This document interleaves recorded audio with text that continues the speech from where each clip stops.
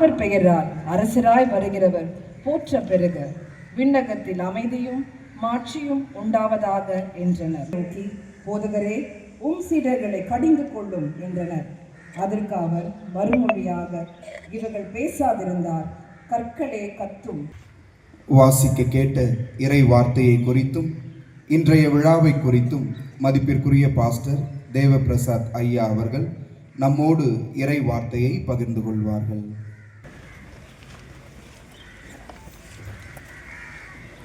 பிதா குமாரன் தூயாவின் திருப்பெயர்னாலே ஆவியாய் வந்திருக்கிறேன். உங்கள் யாவரையும் அந்த எக்யூமெனிக்கல் இதில் பங்கு கொள்ளும்படியாக வந்திருக்கிற உங்கள் யாவரையும் இந்த காலை வேளையில் நான் வாழ்த்துகின்றேன். அகில உலகம் முழுவதும் முன்பாய் எருசலேமைக்கு நோக்கி அவர் பவனியாய் சென்ற நிகழ்வை நாம் அனைவரும் அனுசரிக்கின்றோம். பொதுவாக இந்த பவனியை வாசி கேட்ட அருமையான திருமறை பகுதி வெற்றியின் பவனி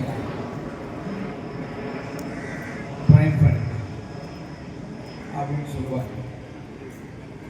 ஆனால் ஆண்டு பார்க்கிற பொழுது ட்ராஜடி என்று தான் நான் சொல்லுவேன். காரணம், இயேசுவான் நீ சாட்சி ஒளி பரிசுத்த வாரத்தை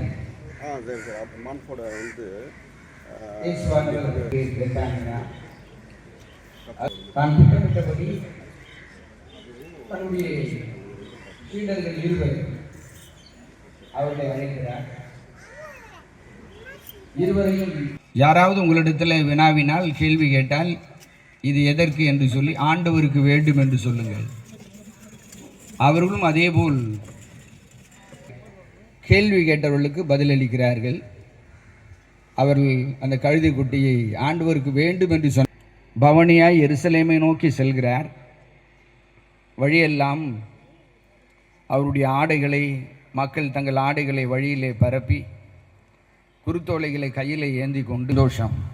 ஏனென்றால் இதுகாலம் அவர்கள் எதிர்பார்த்திருந்த மெசியா வந்துவிட்டார் என்ற ஒரு எண்ணம், ராஜா வந்துவிட்டார் என்ற ஒரு எண்ணம், தங்களை ரோமர்களின் அடிமைத்தனம்.